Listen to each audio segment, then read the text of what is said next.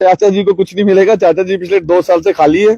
उनका वो किसी और ही मकसद के साथ एमएलए बने थे और 2 सालों से उन्होंने कोई पीडब्ल्यूडी का काम नहीं लाया, कालाकोट में कोई डेवलपमेंट का काम नहीं लाया। कोई ठाकुर यशवर्धन काम ला रहे हैं, वही मतलब के एमएलए काम नहीं ला रहा। एमएलए खुद तंग है। वो पिछले दिनों बयान दे रहे थे, आगे शायद आपने सुना होगा कि नेशनल कॉन्फ्रेंस मुझे डेवलपमेंट करने से रोक रही है। मैंने कब रोका? मैंने क्यों रोकूंगा? अगर 20 करोड़ में लाता हूँ तो 20 करोड़ एमएलए लाए तो मुझे क्या नुकसान है? 40 करोड़ कालाकोट के लिए बनेगा। कालाकोट का काम आप करवा रहे हो तो क्या कौन कराएगा? अब अगर 2-1.5 साल में सवा साल चुप रहा, मैंने कहा कि एमएलए साहब कुछ करेंगे, तो वो नहीं कर पा रहे। अब नहीं उनसे हो रहा क्योंकि गुज्जर हॉस्टल का पैसा निकला कालाकोट का जो था, तो अपनी फोटो लगा देते हैं। निकालती सरकार है, पीछे मैं पढ़ता हूँ, काम मैं कराता हूँ, फोटो ही अपनी लगा देते हैं। कोई समझ नहीं आती ना। अगर निकालना था तो 2020 से पहले भी तो सरकारें इनकी रही। आप ये बहुत बड़ी बात कह रहे हो कि आप कह रहे हो कि एमएलए जो है वो नहीं काम करवा रहे, मैं काम करवा रहा हूँ। ये जनता सब जानती है, ये ना हो जनता के कमेंट्स कुछ हो रहे हैं। नहीं, मैं देखिए पता क्या होता है, अब जब मैं आपसे इंटरव्यू देखे जाऊंगा ना, उनकी पेड जो फेसबुक की आईडीज है ना, वो चलने शुरू हो जाती है नीचे।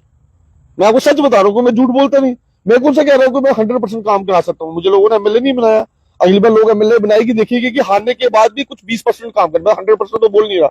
इस वक्त मेरे साथ नेशनल कॉन्फ्रेंस के लीडर हैं ठाकुर यशवर्धन सिंह, और आप जानते हैं कालाकोट से नेशनल कॉन्फ्रेंस की तरफ से इन्होंने कॉन्टेस्ट किया था असेंबली इलेक्शंस में, और इनसे बातचीत करेंगे क्योंकि 2 साल तो हो चुके हैं नेशनल कॉन्फ्रेंस की सरकार बने हुए, लेकिन अभी तक उमर अब्दुल्ला का दौरा, ऑफिशियली दौरा राजौरी में नहीं हुआ है।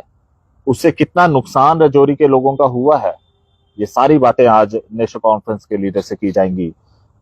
यशवर्धन, कितनी प्रॉब्लम आ रही है कालाकोट में भी, ये बात सच बताना कि अगर आपके लीडर जो हैं जिनका आप बार बार नाम लेते हैं वो यहाँ पे नहीं पहुंच पाए हैं, और इससे डिस्ट्रिक्ट लेवल में कितना नुकसान हुआ है। पहले तो मैं आपका बहुत बहुत शुक्रिया करना चाहूंगा, और मैं आपको बताना चाहूंगा कि हाल ही में अभी डिप्टी सीएम साहब का दौरा हुआ, शायद आपने देखा होगा, वो उमर साहब की डायरेक्शन में हुआ। और मैं आपको बताना चाहूंगा कि जल्द ही उमर साहब का दौरा कालाकोट में भी था और राजौरी में भी था।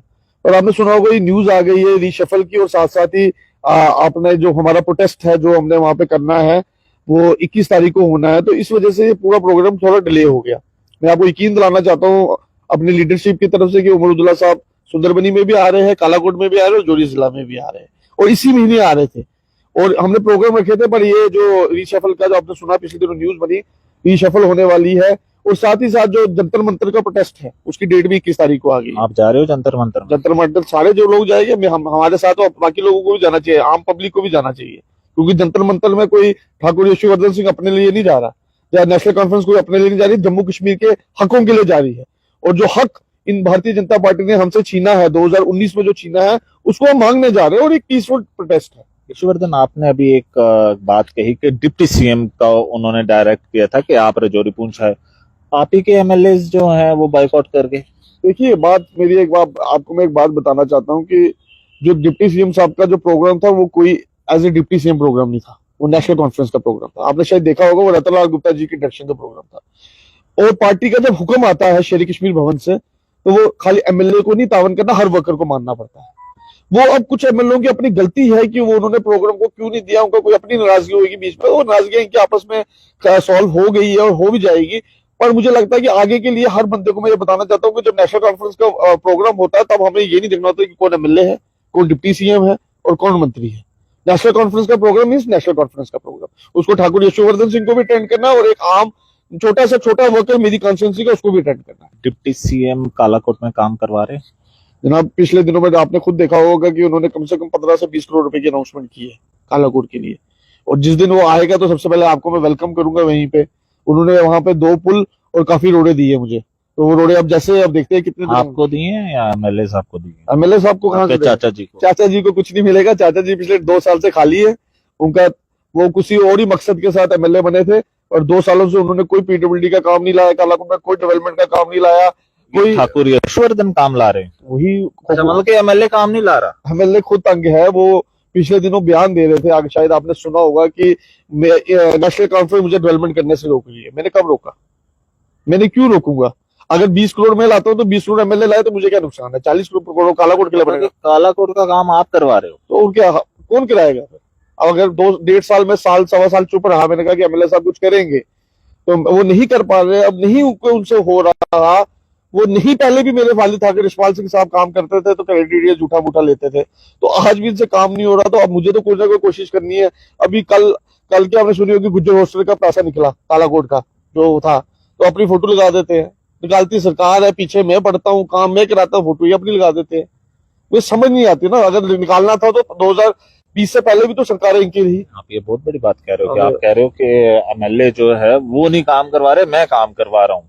ये जनता सब जानती है, ये ना हो जनता के कमेंट्स कुछ हो रहे हैं। नहीं, मैं देखिए पता क्या होता है, अब जब मैं आपसे इंटरव्यू देखे जाऊंगा ना, उनकी पेड जो फेसबुक की आईडीज है ना, वो चलने शुरू हो जाती है नीचे।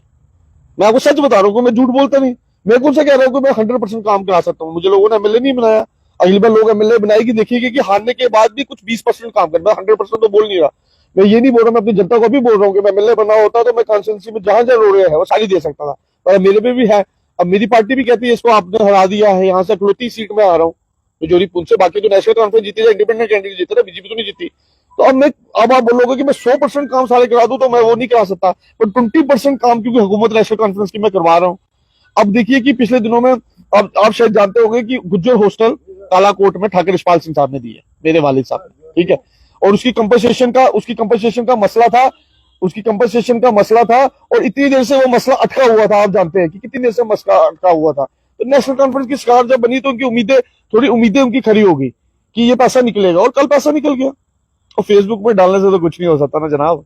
आप भी अगर मेरा इंटरव्यू ले जाएंगे कि आप 200 करोड़ देके चले गए, तो वो तो कुछ नहीं होगा, ग्राउंड में देखना है। और मेरे वर्कर्स को पता है कि मैं क्या कर रहा हूँ। श्योर कालाकोट रोड मैंने बनवाई। खुश हैं आपसे लोग? अगर खुश नहीं होते तो अभी तक सर्वाइव ही नहीं कर रहा था कालाकोट में। हारने के बाद सर्वाइव करने देते हैं लोग जम्मू भेज देते हैं। हमें कि आगे फिर लड़ना है? नहीं, वो तो पार्टी का फैसला, हम तो तैयार है। हम तो सफाई है नेशनल कॉन्फ्रेंस की। हमें किसी भी कॉन्स्टिट्यूंसी मेंटर से बोलेगा मेंटर से लड़ जाएंगे, हमें रजौरी से बोलेगे हम रजौरी से लड़ जाएंगे, जम्मू से बोलेगे जम्मू से लड़ जाएंगे, जहां पार्टी बोलेगी। पर मेरी कॉन्स्टिट्यूंसी कालाकोट। कालाकोट के लोगों को रोड्स की बड़ी दिक्कत है। क्या आपने अपनी पार्टी वर्कर मीटिंग में कभी डिप्टी सीएम साहब या सीएम साहब के आगे ये बात उठाई कि जनाब ऐसी ऐसी जगहें हैं जहाँ पे अभी तक रोड्स नहीं गई हैं? ये सच है ना? मैं आपको तो इसमें कुछ क्या वहां पे मतलब कि आप क्या कहते हो, जब आप एमएलए बनोगे तब कराओगे, या जब आप पार्टी में रहते हुए अगर आपके डिप्टी सीएम साहब के साथ बनती है, आपके कायद उमर अब्दुल्ला आपकी बात मानते हैं, तो क्या उनसे काम नहीं लाए जा सकते? मैं आपको एक बात बताना चाहता हूँ। शायद आप एक सीनियर पत्रकार है, आपको एक बात पता होगी कि ये जो कॉन्स्टिट्यूंसी कालाकोट थी 96 में बनी थी। और 96 में जब यहाँ से एमएलए जीते थे, अशोक शर्मा जी जीते थे, तब मेरे दादाजी ठाकुर ज्ञान सिंह साहब लड़े थे इंडिपेंडेंट इलेक्शन। 2002 में मेरे फादर को मौका मिला यहाँ से जीतने का, और 2012 से लेकर 14 तक मेरे फादर यहाँ से एमएलए रहे। 12 साल में उस टाइम 68 पंचायतें होती थी कालाकोट कॉन्स्टिट्यूंसी की। 68 पंचायतों को मेरे फादर ने रोड कनेक्टिविटी दी है। मैं ये नहीं कह रहा कि सारी रोडें बन गई, कनेक्टिविटी क्या कहते हैं, मींस हर पंचायत तक गाड़ी पहुंचने का एक सिलसिला। जब मेरे फादर इलेक्शन 2002 में लड़े थे, वो पैदल टूर किया था। 90 दिन उन्होंने कोट चबा, नाला, बम्बर, ख्वास एरिया का टूर किया था। और रोड कनेक्टिविटी है। और दूसरा सवाल, आपने बहुत अच्छा सवाल पूछा कि डिप्टी सीएम साहब आपके खास है और नेशनल कॉन्फ्रेंस की सरकार है। सर, मैं आपके माध्यम से एक बात बोलना चाहूंगा कि फंड्स को भी ना बड़े तरीके से बांटा जाता है। अब सब कुछ कालाकोट में तो नहीं देंगे, जैसे सब कुछ रजौरी में तो नहीं देंगे, कुछ चीजें बांटी जाएगी। तो जो मेरे हिस्से इस साल आया तो वो मैंने ले लिया, और वो मैंने कोशिश क्या की कि मुझे 4 रोड इन्होंने बोली बड़ी बड़ी बनानी है, मैंने क्या किया उसकी 12 कर दी। छोटी छोटी रोडें अपने लोगों को, वर्करों को थोड़ी कनेक्टिविटी मिल जाए, कुछ ना कुछ तो शुरुआत हो इस साल। तो वो मैंने कोशिश की, और आगे अगले साल कोशिश करेगी कुछ और लेने की। आप बाकी जो महकमे हैं, जैसे सकीना जी अभी हेल्थ में है, तो कोशिश करूंगा 2-3 डिस्पेंसरी कालाकोट के लिए लाई जाए। पिछले दिन हमने 50 बेड का हॉस्पिटल का हमने उसमें किया, सकीना जी ने किया, और वो मेरी मदद नहीं किया। जब वो डीडी से थे, उन्होंने लेटर लिखी थी काफी सारी, तो आप जाके वो आया, उसमें भी भारतीय जनता पार्टी बोलती है हमने लाया। एक चीज बता देना, ये ला सकती है तो नहीं ला सकती, ये सवाल है मेरा। अगर ला सकती है तो मैं चुप होकर बैठ जाता हूँ, यही लाए। अगर नहीं ला सकती, फिर मुझे बोले, मैं लाके देता हूँ कुछ ना कुछ यहाँ के लिए। इनकी कहने में और करने में बहुत फर्क है। ये कहते कुछ और और करते कुछ और है। डिप्टी सीएम साहब के ऊपर अटकलें लगती हैं, सारा फंड नौशहरा लेके चले गए, क्या ये सही है? देखिए, ये कहने की बात होती है कि किसने कहाँ फंड रखा। देखिए, जिसको जब मौका मिलता है वो अपनी कॉन्स्टिट्यूंसी को सुधारने की कोशिश तो करता ही है। अब जैसे मेरे बड़े भाई जावेद इकबाल साहब ने कुछ दिन पहले स्टेटमेंट बोली, तो उस टाइम तो कालाकोट के साथ भी बेइंसाफी हुई। आपको पता है, जब इनके भाई साहब एक अच्छी पोस्ट में बैठे, तो जितना एसटी का पैसा था वो सारा आप पता करवा लीजिए, सारी बुद्धल कॉन्स्टिट्यूंसी में लगा। उस समय कालाकोट में हमारे 3 के 3 डीडीसी मेंबर थे, शायद आप भी जानते हैं, अनीता ठाकुर जी, रमेश्वर जी और शिमीमा जी। और हमारे को एसटी का पिछले 4 सालों में 1 रुपया नहीं मिला, सारा पैसा बुद्धल में लगा। तो ये कहते हैं जिसकी चिट तो उसका बट, वो तो होता ही है। तो अब देखिए आगे क्या होता है, पर ये नहीं है कि ऐसा नहीं है।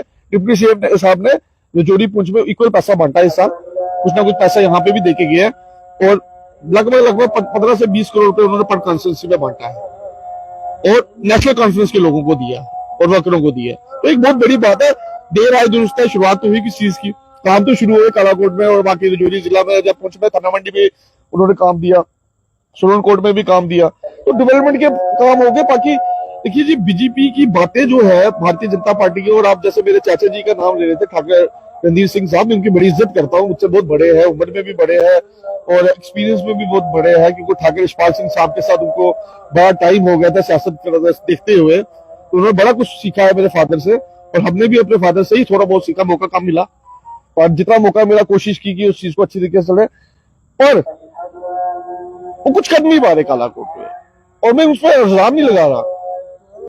बेसिकली क्या होता था, जब 2002 में मेरे फादर इलेक्शन जीते ना, वो ऑपोजिशन में थे, उन्होंने क्या किया, पीडीपी के मिनिस्टरों के साथ भी दोस्ती रखी हुई थी, उन्होंने कांग्रेस के मिनिस्टरों के साथ भी दोस्ती रखी थी, और वो कुछ ना कुछ कालाकोट के लिए ले आते थे मिनिस्टरों के साथ। अब इन्होंने सब मिनिस्टरों के साथ नारे लगाने शुरू कर देते मिनिस्टरों के खिलाफ।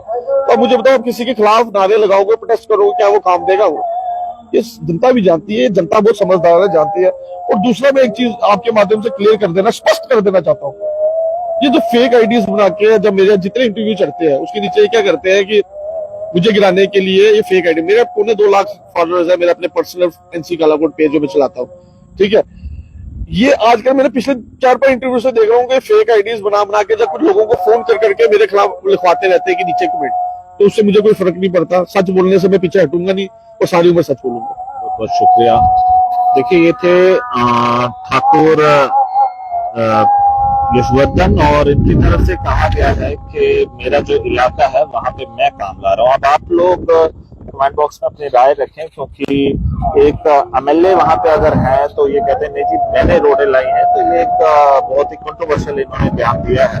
आप लोग इस खबर को ज्यादा से ज्यादा शेयर करें और तमाम लोग इसमें कमेंट बॉक्स में अपनी राय जरूर दें।